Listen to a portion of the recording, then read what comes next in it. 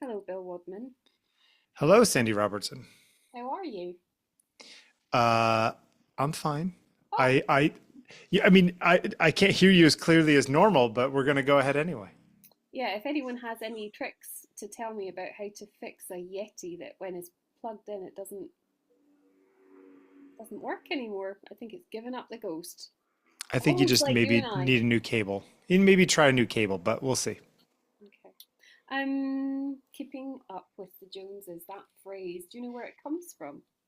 Uh, I don't, but I have friends that are the Joneses, and sometimes I think about keeping up with them. Well, actually, it is meant to come from the Jones family, who were an old New York family. And Edith Wharton, the writer, was a Jones. Her family made a fortune, her paternal family made a fortune in real estate. She became Wharton because it was her married name before she got divorced. But anyway, I was thinking about the Joneses, keeping up with the Joneses, what that means. And of course, I want to ask you, have you ever tried to keep up with the Joneses? Uh, I, I've actively not tried to, and yet am angry that I'm not Okay. keeping up. Does that make sense? I rebel against the idea of doing it, but I also feel like I'm behind all the time. Right.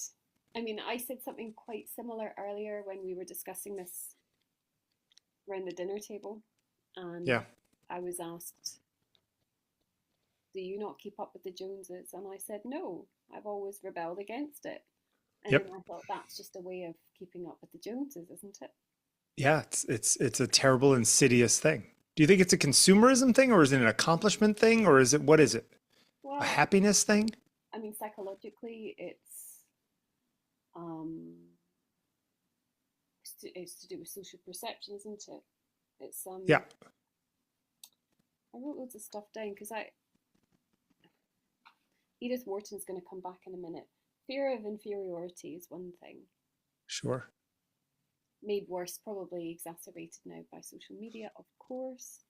Yep. Um, And despite the fact that, you and I living in first world industrial rich nations are actually ahead of 99% of the people in the world or whatever, just by being where we are.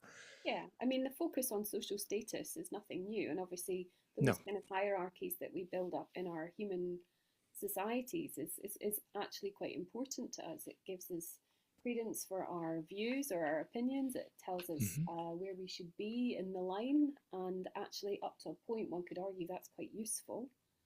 Um, but when we step out of our social standing as it is decided for us, and when we disobey our conditions or when we ignore them, life can become very hard. But I'm wondering about those people who desire to stay within the framework of the Joneses, who want to be the Joneses all the time, Hmm.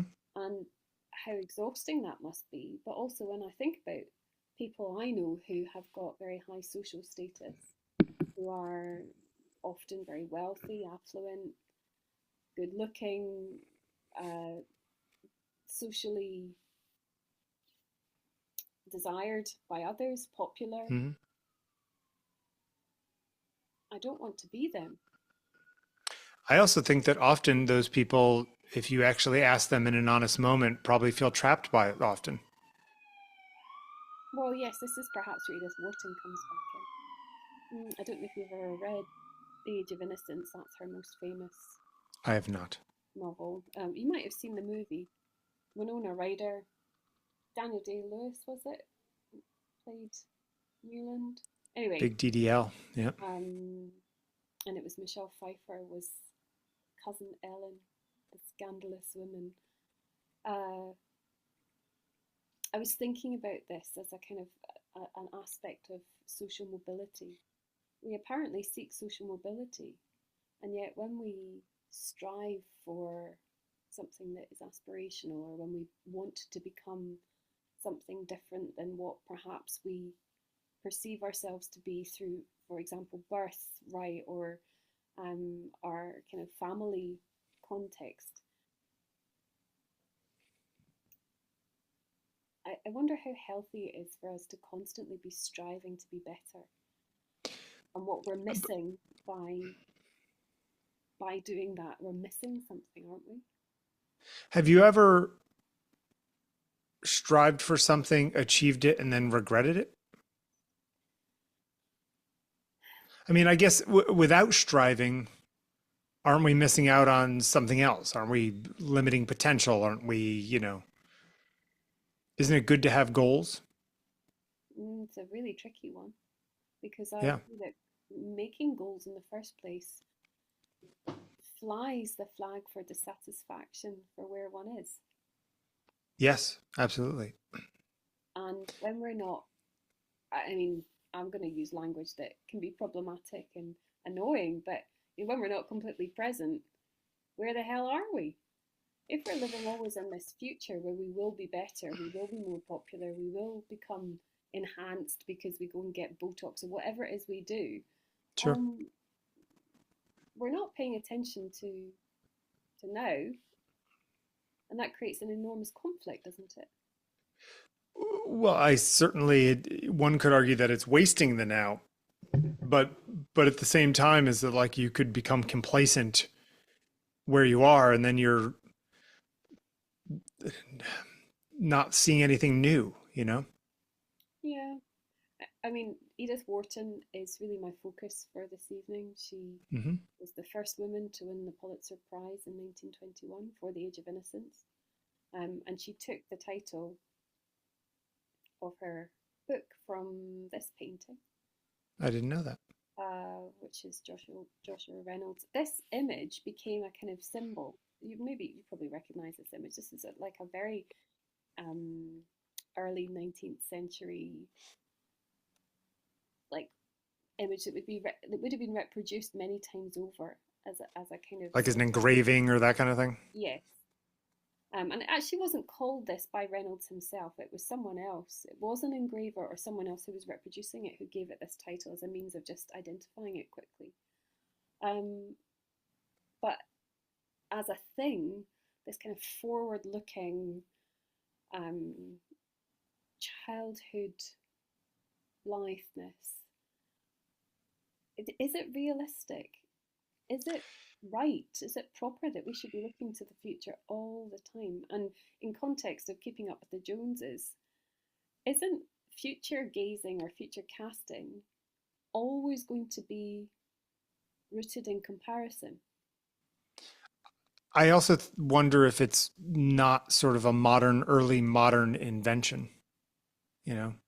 To some extent, I mean, I'm sure there were people in 1350 thinking about this stuff, but, you know, it really does feel like a 19th, 20th century thing. The comparison is easier, that it's everybody's comparing all the time now, where I don't think, a cobbler in 1720 was comparing themselves to the Duke up the street.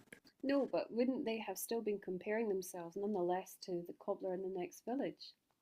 Maybe if they even knew the cobbler in the next village. Sure. So, Yeah.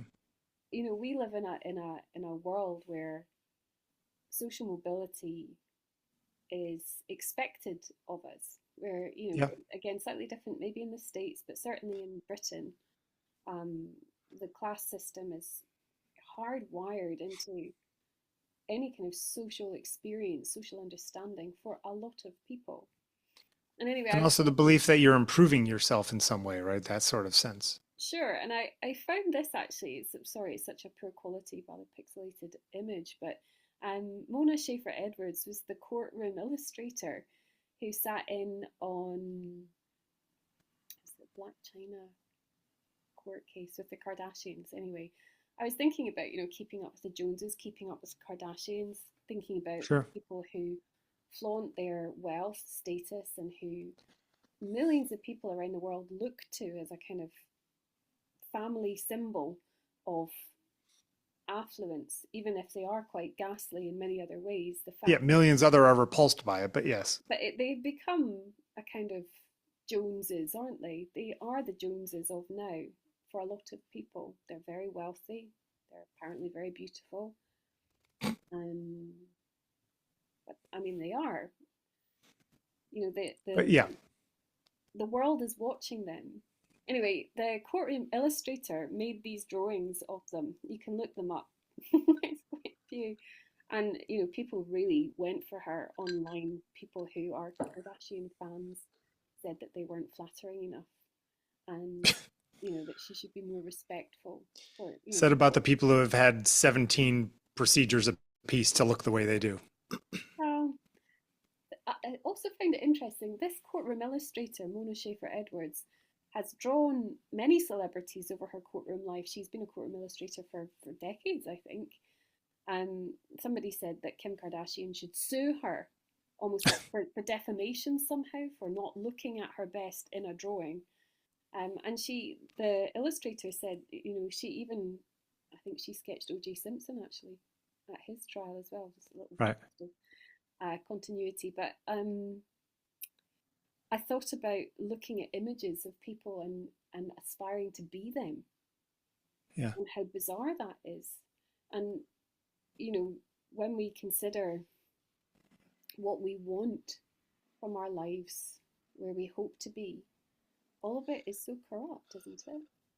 Isn't it interesting though that like this first picture, the Reynolds painting, is a picture of innocence, it's of passivity, it's of sort of a bit of a tabula rasa, like perfection Eve kind of thing going on, right? She's a young girl and she's in white and she's, whatever. Mm. And yet the second picture you showed me are these people who are somewhat famous for making off-color porn movies, right? So it's an interesting change in our society, isn't it? Yes, it is. And the change in society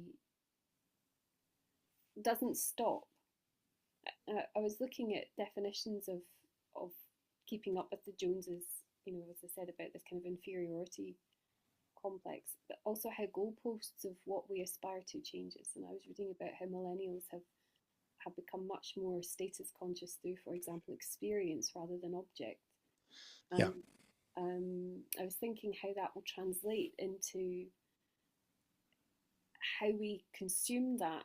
Obviously, social media gives us the platform through which we can sure. consume the experiences of others.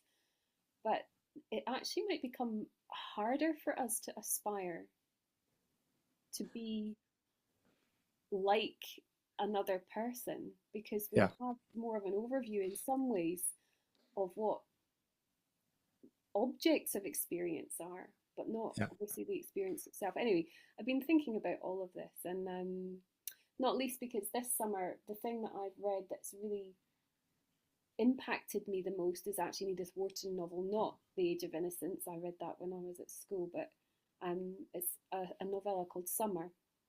Okay. And it's one of only two novels that Wharton wrote that is not set in the city and is not about the kind of so-called aristocratic or old families of New York.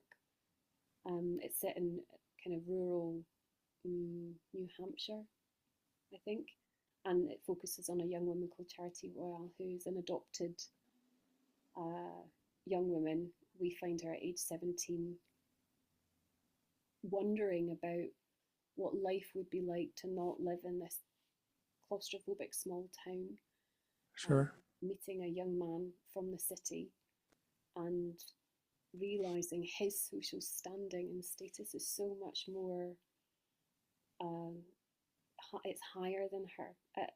It's had such an impact on me, and it's got me thinking It's a about. bit of a Cinderella story, no? No, because I mean, I'm sure people. I don't want to be, shot down by saying I'm sure people won't have read that particular Edith Wharton novel. It is one of her lesser known ones, so few people will have read it, especially based on the tiny audience we have. Yeah, If anybody does want to go and find it, it's so haunting because actually the Cinderella story doesn't come to pass. She's impregnated and she's abandoned. And her adoptive father, who has been always a paternal figure in her life, though quite a domineering and dark presence, becomes very lustful of her when her adoptive mother is dead. And ultimately, he marries her to save face. It's coming of age. It's an examination of innocence versus wisdom. Uh, Sure. A cautionary tale? it's a cautionary tale in one way. No, it's not actually. Wharton was very canny about this. I do want to say Edith Wharton was like an amazing person. Yes, she came from an extraordinarily wealthy family, but my goodness, she did a lot of good. She was a real champion for women, particularly, and trying to really scrutinise what women's role was as times changed, especially through the First World War, and where she'd come from this old world, old money, but in New York family, the Joneses. She spent her middle years in Europe. She lived for the entirety of World War One in Europe, and she had trials and tribulations, both because of and in spite of her womanhood. And in the war, she created kind of social campaigns to support women who were struggling, Belgian refugees, for example. Again, if anybody doesn't know anything about Edith Wharton, she's one of these names that gets bandied about, but I wonder how many people actually go and find out about her life beyond the Age of Innocence. Sure. Um, Do you think, though, that books like Age of Innocence and stuff, that some people who read them use them as examples of something to aspire to? well, I think what's very attractive is the trappings of affluence are always going to look good to us. They signal to us the things that we think we want. Now, that is in part to do with conditions, social conditions, but it's also, frankly, to do with aesthetics, Sure. and how we're programmed not just because of our social conditions, but programmed even like in our lizard brain to appreciate certain things that we see that are visible and that are material. And yes, there's the signals of comfort and wealth that we usually desire. But I put this in. I know we've talked about the Vanity of Small Differences Yeah, have we looked at this before, as I before. recall? Yeah, we Yeah. have. It's part of Six Tapestry Yep. story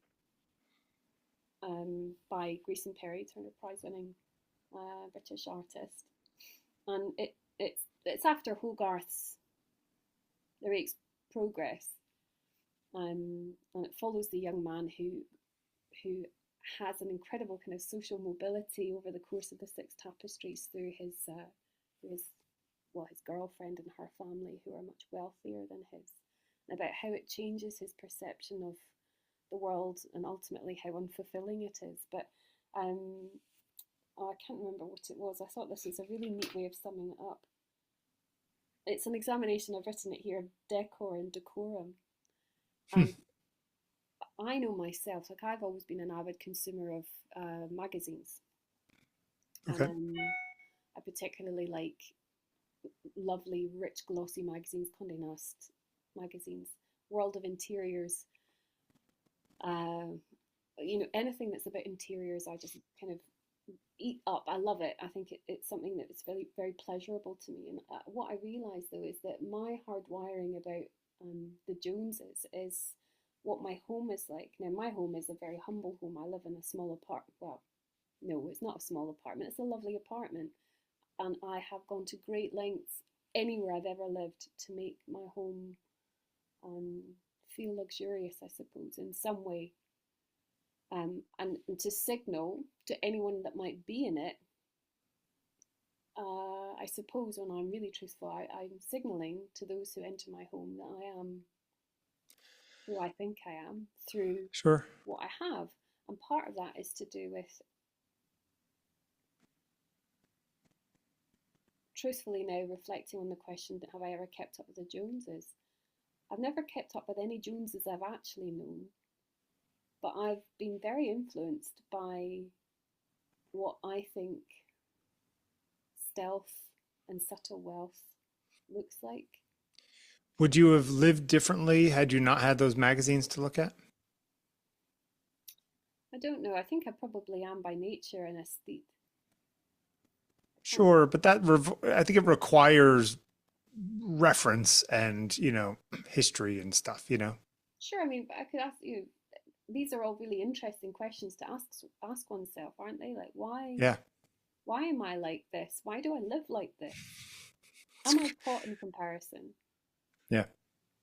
Anyway, decor and decorum, I thought, was a neat way of thinking about this. And, you know, we have like an impact, don't we, on our aesthetic development from how we see others live. And Yeah. how impactful that is, I guess, probably depends on our particular quirks and fears. And and how much do we want to get that status because we want to actually live it, or how much do we want it because we want people below us to respect us for having it? Well, I mean, that's, I think, my what I'm coming to just as we come to the end is, have you ever been conscious that someone else has looked to you as a figure of aspiration, something to Sure, all the time. Yeah. right? I mean, there's a lot of social currency, isn't there, in being a photographer, for example. And living in New York and making any sort of living doing it and not shooting events or whatever, right? Like all of those things. Sure, and I mean, I have a kind of the opposite because I'm a school teacher. People are very quick to dismiss me, and Sure. there's lots of reasons why I could be dismissed. School teacher, I'm a woman. I'm Scottish. That's another thing that can be used against me, thwart me. It's number one on my list of things that are wrong about you. But at the same time, I do want to check my privilege and say how grateful I am for having, for example, the access to education that I have and have had in my life, and all Sure. the other many things that have entitled me to, apparently, to a good life. And again, round our dinner table here, we talk about this rather a lot because, each of us has our own dissatisfactions with where we are in our world. But I wonder if where you started, where you said about the future, keeping up with the Joneses versus living in the present, Mm. I guess maybe the question is whether it's dissatisfaction or just uh, aspiration, and are those things different? Because aspiration for the future might be a positive thing.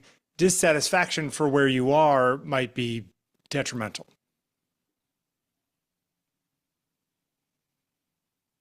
I mean, isn't Or it? are they just two sides of the same coin? Yeah. Yes, I think they are. It's a two-faced coin. It's a, Yeah. flip it, and it just doesn't matter. Yeah. It will land. It's the same. Maybe the Eats same. away at you, though, those kinds of things. Well, you've been quite evasive, really, about digging into this with me this evening. But you know, we can touch upon how you might be a figure of someone else's aspiration. You might be that Sure. figurehead. But if I look at myself, I feel like a failure most of the time. Yeah, but there's other reasons for that. That's not to Sure. do with a kind of comparative, or actually, it's all of your sense of self. Well, it's not self-loathing, is it? I hope not. But your worries about failure, for example, Yeah. is that in comparison with anything? It must be, Oh, it's comparison with other people all the time. Yeah. right? I mean, I don't own my own home. I don't, you know, uh, I live in a very nice neighborhood, but like I don't have mad amounts of money. You know what I mean? Like, all these kinds of things. Like uh, it will be, it's funny because like, despite all of that stuff, even if I was in a situation where I was on top of some sort of mountain, right? Of the, the if I was rich and powerful and good looking and whatever, then then what is the point of living? Like it's to some extent like that striving is a big part of what it means to be alive. So it's you take away you take away the mountain to climb, and then what are you doing? Well, Um, the struggle is real, but yeah, we could also say that the struggle distracts us again from now, and sure. that means that we're not really vital. Yeah, yeah. I mean, but who's to decide what is a good life? Well, we seem to think we know because we're constantly looking and looking at other people and thinking they have a good life.